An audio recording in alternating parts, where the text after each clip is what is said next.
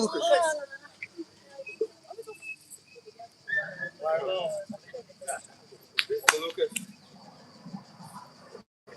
A Europa, como Portugal, não precisa de mais uma religião.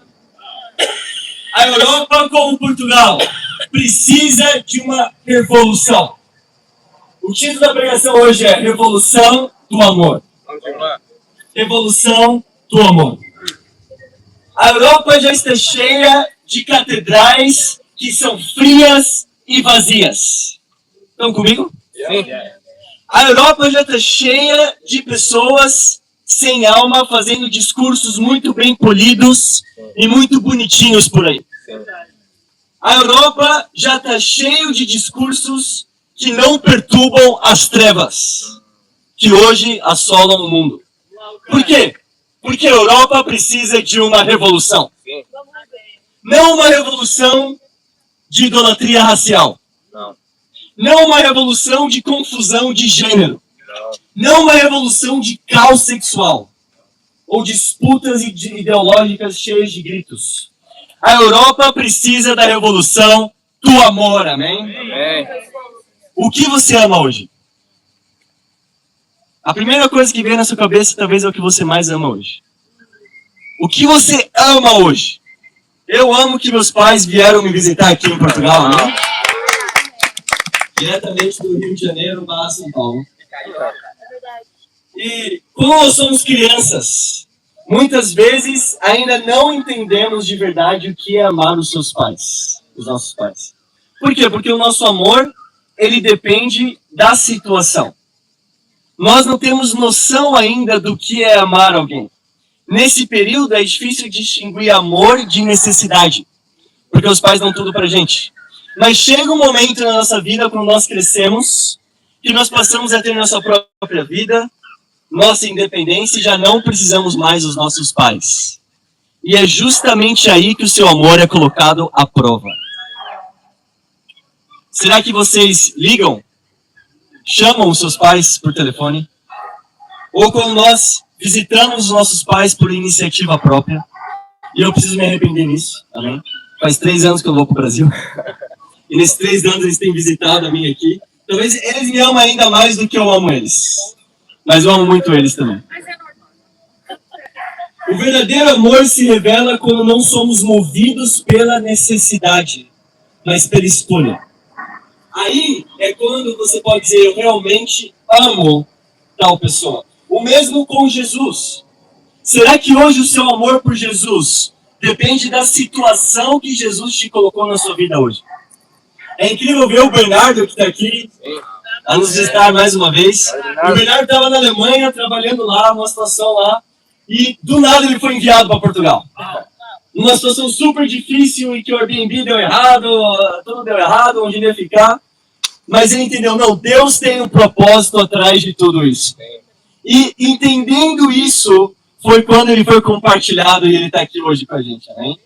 Por quê? Nós precisamos ver Deus além da necessidade. Nós precisamos escolher Deus. Isso é realmente uma revolução do amor. Amém? Na Bíblia você encontra 4 tipos de amor no grego. Primeiro, o amor eros, o amor erótico, que é o amor entre esposa e marido. O outro é o amor filéu, é o amor de amizade, que você tem um pelo outro como amigo. O outro, a palavra para amor no grego, é amor storge. Storge vem de um amor familiar. É o que temos com os nossos irmãos e irmãs na fé. Só que a Bíblia fala de um quarto amor. Que amor é esse? É o amor ágape. É o amor sacrificial. É o amor que Jesus teve por nós na cruz. E é esse o amor que Jesus nos chama para amar a Deus. Como o Antônio falou aqui nas contribuições, é um amor que você está disposto a se sacrificar para estar bem com Deus. É um amor que ama mediante as dificuldades. É um amor que ama mesmo machucado. É um amor que ama mesmo sabendo que aquilo que esse amor ama, talvez não o ama de volta. Isso é o verdadeiro amor de Jesus Cristo. E sabe, diabo, irmãos? Esse é o amor que esse Jesus tem por você hoje. Se você odeia a Bíblia e o cristianismo, não tem problemas, Deus te ama. Deus não precisa de uma condição para te amar. Quanto mais nós também não precisamos de uma condição para amar a Deus hoje. A igreja aqui de Lisboa quer amar a Deus com todo o coração? Sim. Hoje nós vamos ver sobre a revolução do amor. E o que significa então amar a Deus incondicionalmente? Será que amar a Deus é você se sentir bem? Será que você amar a Deus é você simplesmente acordar num dia, sentir coisas no seu coração e isso te levar, não, eu realmente amo a Deus? Será que amar a Deus é simplesmente fazer o que Ele manda? O que a Bíblia diz e pode nos ensinar hoje de amar a Deus? Nós vamos ver hoje aqui na Bíblia, né? Deus ama todos, Deus ama o esporte. Amém. Deus ama até o Benfica. Deus ama o Porto. Deus ama os guineenses. Tem guineenses aqui? Sim. Tem mesmo? Sim. Deus ama os guineenses. E não é difícil amar os guineenses, não? Deus ama os cabo-verdianos. Ama tanto que quase que ganhou a Copa do Mundo, né? Quase que passou. Deus ama muito o vozinho, né? Deus ama os moçambicanos. Acho que não tem muito moçambicano aqui. Só 2. Deus ama os angolanos, né? Também. Deus ama os brasileiros. E Deus ama os portugueses, né? Deus ama todos. E o mais incrível, você nem precisa amar a Deus para Ele te amar. Hoje, em relacionamentos, para você ter um relacionamento com alguém, isso depende se a outra pessoa te ama. Porque se outra pessoa errar com você, você já fica bravo com a pessoa.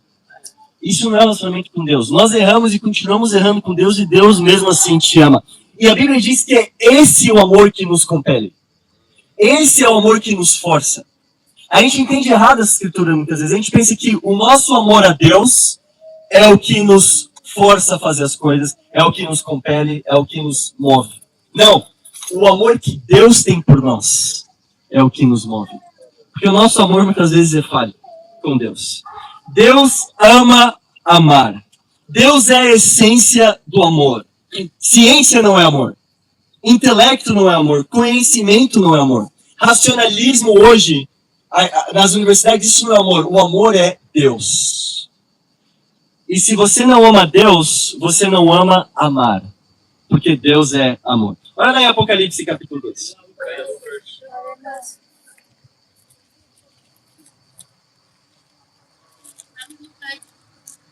Nós ainda não temos ninguém de São Tomé e Príncipe aqui, né? Vai ter, ainda. Não temos ninguém da Índia, ninguém da Paquistão, tem muitos aqui não. Precisamos alcançar a todos. Em Apocalipse 2, isso aqui que nós vamos ler foi para a igreja que existia em Éfeso. Ok? E a história é que desde o começo da igreja em Pentecoste, 33 depois de Cristo, os discípulos passaram por muita perseguição.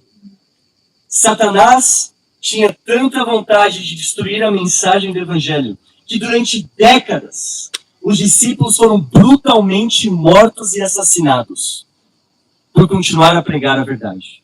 Até o imperador Nero, em 68 depois de Cristo, Paulo e Pedro foram mortos pela fé que eles tinham em Jesus Cristo. Milhares de discípulos de Jesus foram crucificados em praças públicas. É como se você andasse aqui pelo parque e ouvisse as vozes dos discípulos que estavam crucificados ao redor do parque. Isso era um dia normal naquela época. Por isso que eles pensam, nossa, a conversão das pessoas naquela época era tão rápida, né?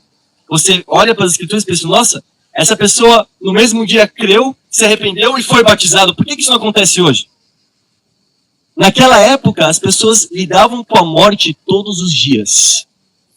Elas tinham temor. Elas entendiam claramente no pós-vida. Hoje em dia, a gente está confortável. A gente pode tomar mais tempo para mudar.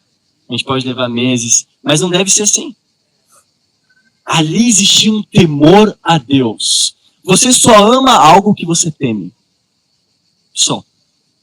Eu temo perder meu relacionamento com a minha esposa. Eu amo a minha esposa. Eu temo perder o relacionamento com qualquer outra pessoa, eu amo essa pessoa. Eu temo perder meu relacionamento com Deus.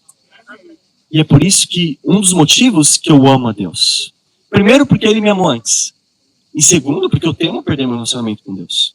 Porque o temor é uma outra face do amor. E naquela época, depois de Nero, alguns imperadores vieram, e depois de Domiciano, em 81 depois de Cristo, veio tanta perseguição que os 11 discípulos de Jesus tinham sido mártires. Uns foram decapitados, outros foram crucificados, aconteceu de tudo, apedrejados, e só sobrou um discípulo de Jesus que estava vivo. E esse discípulo era João. E agora, João, ele, mesmo assim, imagina isso, você vê todos os seus irmãos do seu lado, crucificados, mortos, e mesmo assim ele não desistiu. Ele foi exilado numa ilha, chamada Ilha de Patmos, e lá derramaram óleo quente sobre ele, então ele tinha muitas cicatrizes no corpo, João, porque ele foi torturado, mas não morto. E mesmo exilado, numa ilha, com seus melhores amigos mortos, ele escreve uma carta para as igrejas, encorajando as igrejas a permanecerem fiéis. Vocês conseguem. E aqui é o que nós vamos ler em Apocalipse, capítulo 2, versículo 1. A Bíblia diz: ao mensageiro da igreja de Éfeso, escreve, assim diz os que têm as 7 estrelas na mão direita, o que caminha no meio dos 7 castiçais de ouro.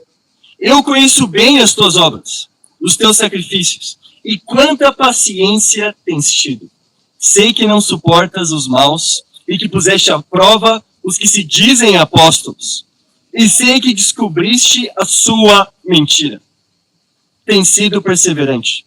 Tens sofrido por minha causa, e não perdeste a coragem. Aqui João, ele encoraja os irmãos por terem perseverado, mesmo ele naquela situação. E às vezes qualquer coisa que acontece, a gente já reclama, né? Nossa, eu não acredito que hoje está cheio de mosquitos aqui no parque. E você compara com os discípulos naquela época e pensa, não, eu não tenho o que reclamar. Eu tenho totalmente fé que Portugal vai vencer a Copa do Mundo. Amém. E que o Brasil vai ser vice.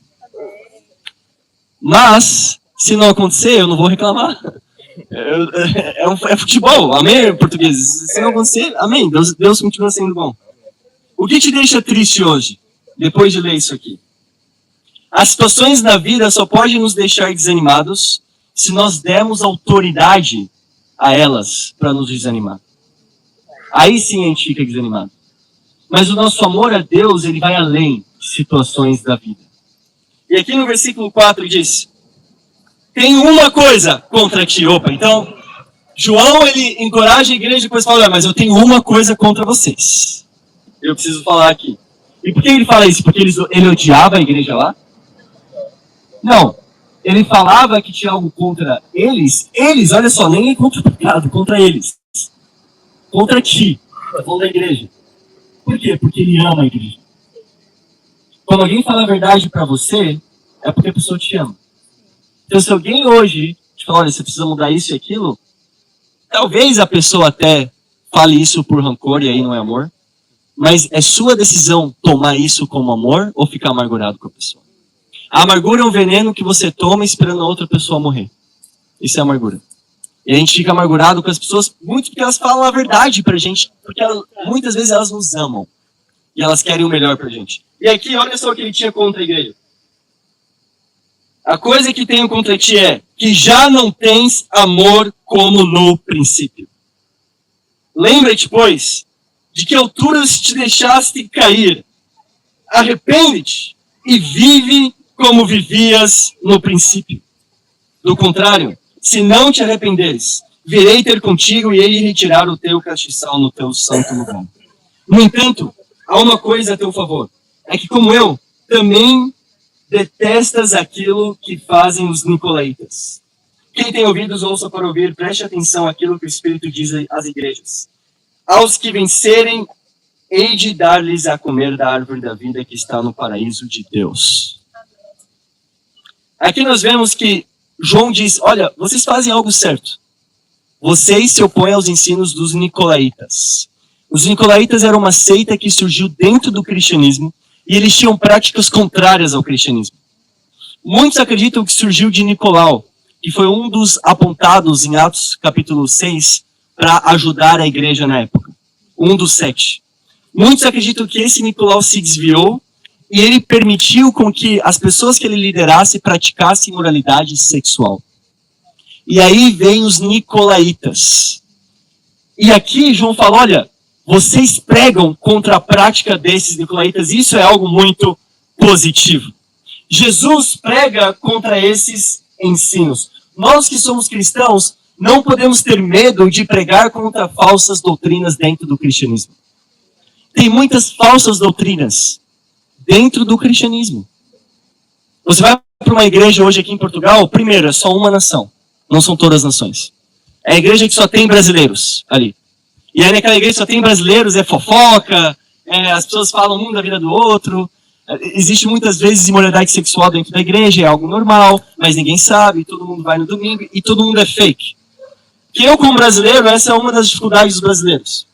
Ser honesto com o que acha. Falar o que você pensa.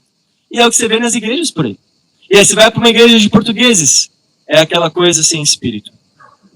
Aleluia, amém, irmão. E aí você vai para a igreja de africanos, é uhul! A Denise fazia parte de uma igreja, só tinha guineenses na igreja. E era a festa, era um show, era o pastor voando ali. É verdade. E a palavra... Cadê a palavra de Deus? Por isso que Deus quer uma igreja de todas as nações. Vão e façam discípulos de todas as nações, não de uma nação. Essa é uma igreja saudável.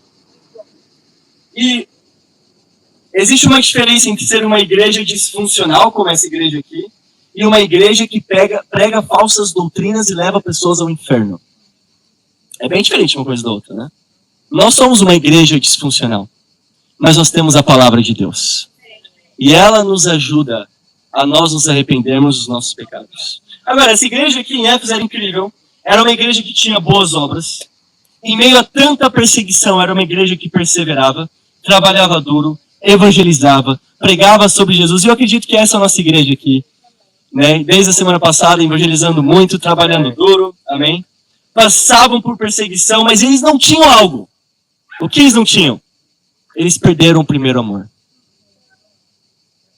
Você pode pregar sobre Jesus sem conhecer Jesus. Você pode estar na universidade evangelizando e trabalhando muito para Deus, mas sem o primeiro amor. Sem fazer isso por Jesus Cristo, mas por qualquer outra coisa. A Bíblia diz em 1 Coríntios 13, se eu falar a língua dos homens e dos anjos, mas não tiver amor, serei como um sino que ressoa, ou como símbolo que retine. Você já viu um sino ressoar? Já ouviu? Não. Ele ressoa. E entra e sai por aqui. Ou seja, quando nós fazemos coisas, podemos falar a língua dos homens e até dos anjos, como hipérbole aqui. Não quer dizer que fala a língua, mas até dos anjos. Mas se não houver amor, vai ser como um sino que ressoa. Algo que vem e sai rapidamente. A Bíblia diz, se eu tiver o dom da profecia, souber todos os mistérios, do conhecimento, tiver uma fé capaz de mover montanhas, mas não tiver amor, eu nada serei. Se eu me der aos pobres tudo o que possuo, entregar o meu corpo para que eu tenha que viver, mas não tiver amor, nada disso valerá a pena. Ou seja, você pode fazer caridade, você pode ter uma vida justa perante a Deus, mas se você não tiver o amor, isso não te valerá absolutamente nada. Tem muitas pessoas do inferno com boas intenções hoje, mas que não tiveram amor a Deus. Então, como nós podemos amar a Deus hoje? Como isso pode acontecer? Em 1 João capítulo 5, todo mundo conhece a escritura, versículo 1. Todo aquele que crê que Jesus é o Cristo, nasceu de Deus, e todo aquele que ama o Pai que gera os filhos, ama os filhos que são gerados por Ele. Ou seja, amar a Deus, uma grande parte é amar as pessoas. No versículo 2, nós sabemos que amamos os filhos de Deus se amarmos a Deus e o quê? Cumprirmos os seus mandamentos. Então, ok, Lucas.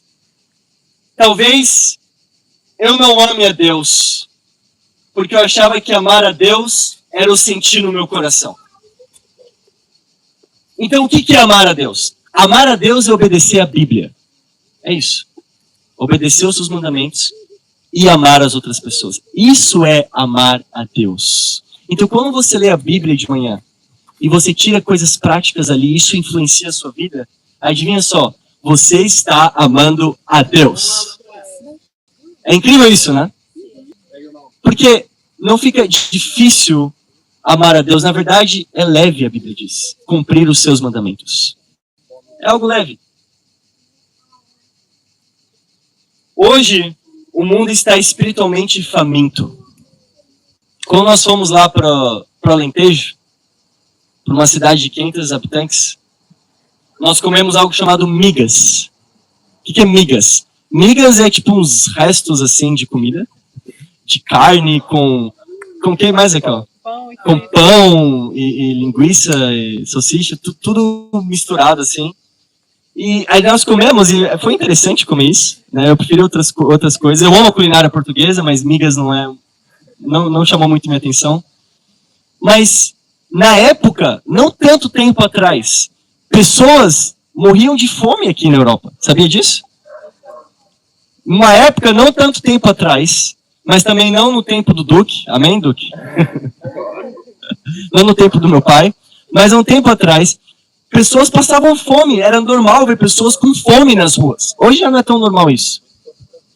Mas hoje em dia, pessoas continuam a passar fome, mas uma fome espiritual. Pessoas estão famintas da palavra de Deus. Por quê? Porque elas estão colocando o amor delas em outras coisas que não é Deus. E quando você coloca o seu amor onde não é Deus, onde não é com Deus, você se decepciona muito com isso. Hoje, as nações do mundo estão em conflitos. Talvez não aqui em Portugal, e por isso que você demora um pouco para tomar as decisões para mudar. Mas em outros lugares. Crianças estão morrendo na Palestina. Crianças estão morrendo na Ucrânia, no Congo, no Sudão. Está tendo uma guerra civil no Sudão agora. Cristãos estão morrendo na Nigéria, nesse exato momento. Muitos muçulmanos do norte matando os cristãos que estão no sul da Nigéria. E nós estamos aqui, em Portugal, reclamando que o dia está sol. Reclamando que está calor. Ou que não tem cadeiras o suficientes. Quando você começa a mudar a perspectiva e a entender o quanto você precisa temer a Deus, você passa, nossa, eu preciso amar a Deus muito. Por tudo, não só por tudo que Ele me deu, mas porque isso é uma escolha que eu tenho, além das minhas necessidades. Amar a Deus vai além das nossas necessidades.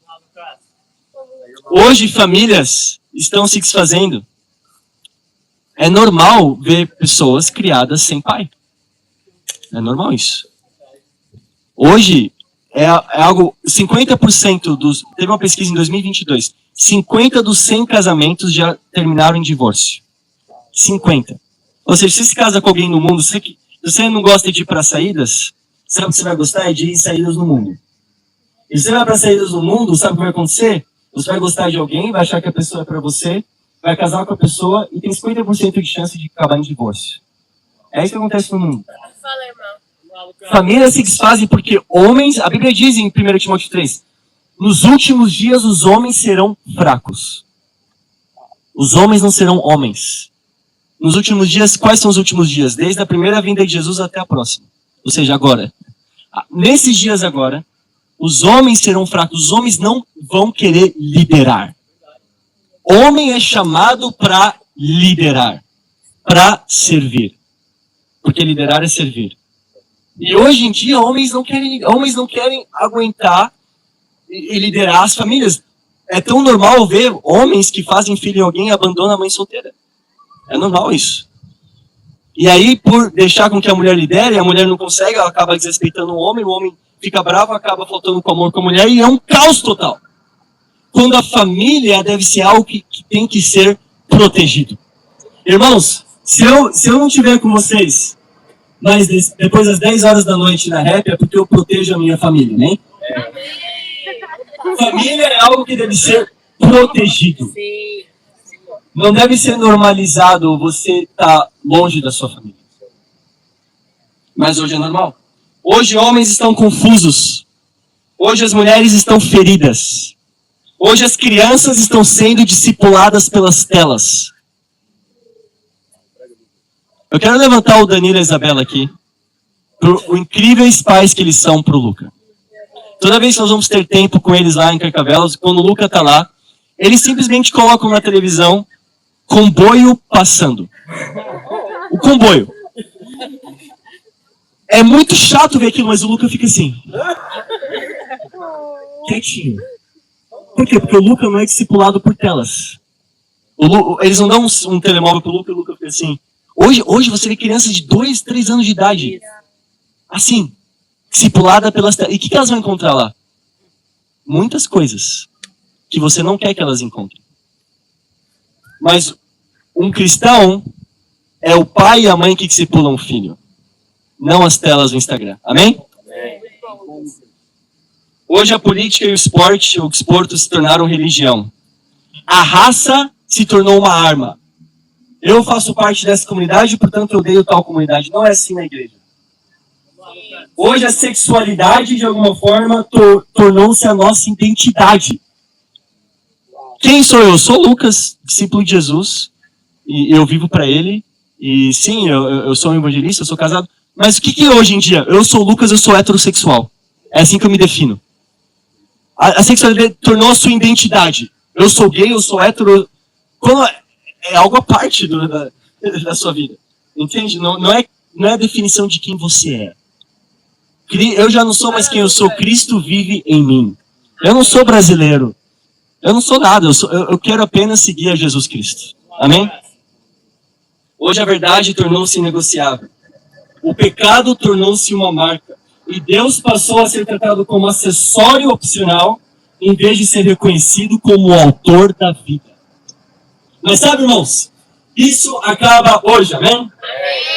Você está preparado para uma revolução do amor? É assim, e esse é o tema da conferência em Londres que vai ter no mês que vem. Revolução através do amor. E eu gostei muito que eles colocaram como tema uma bandeira colorida ali. Revolução do amor. Isso é o amor de verdade. O amor de verdade é o amor que Deus tem por nós. Amém? Amém. Eu tenho um ponto apenas para terminar. Meu ponto é: amar a Deus é amar os perdidos. Amar a Deus é amar os perdidos. Nós amamos os perdidos porque amamos a Deus.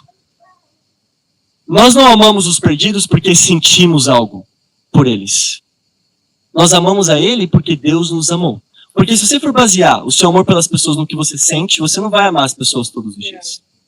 Se eu fosse evangelizar esse ano inteiro, baseado no que eu sinto, eu teria evangelizado umas 3 vezes no ano. Mas se eu evangelizo porque eu entendo que Deus me amou, eu evangelizo todos os dias. Amém? Então o evangelismo não é só depois do culto que a gente sai, porque a gente se sente bem. Evangelismo é todos os dias. Uma revolução de amor acontece quando os discípulos amam a Deus o suficiente para obedecer a Deus. Amam os perdidos o suficiente para pregar a palavra para os perdidos. Então, em conclusão, irmãos, eu tenho apenas 2 coisas para falar. Primeira, se você nos visita hoje pela primeira vez e você está a escutar essa pregação já agora um tempo e já pensando na comida que tem ali atrás, eu quero te encorajar a amar a Deus. Como? Estude a Bíblia, com quem te convidou. Porque amar a Deus é obedecer a palavra de Deus. É isso que a própria Bíblia diz. Então, se hoje você quer amar a Deus, você tem certeza que você ama a Deus se você não conhece a Bíblia? Estude a Bíblia com a pessoa que te convidou e aí você vai saber se você tem amado a Deus ou não. Amém? E para você que é um discípulo já, ame os perdidos. Amar a Deus é amar os perdidos. Vamos continuar lá com o segmento que estamos fazendo. Tem me ajudado muito, irmãos. Tem dias que a gente tem muita coisa e a gente acaba até esquecendo de evangelizar. Mas aí eu olho para o grupo e eu vejo, nossa, eles tiveram um estudo bíblico com tal pessoa. Nossa, eles evangelizaram. Essa pessoa, o Douglas, evangelizou com 54 pessoas. Uau!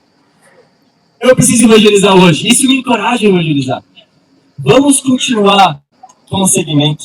E eu sei, irmãos, que essa revolução já está acontecendo aqui em Portugal. Já está acontecendo em Lisboa. E daqui a pouco vai acontecer no Porto ano que vem. Daqui a pouco vai acontecer em Braga logo depois do Porto. E eu sei que todo Portugal e todo mundo será evangelizado. E para Deus já todas as glórias.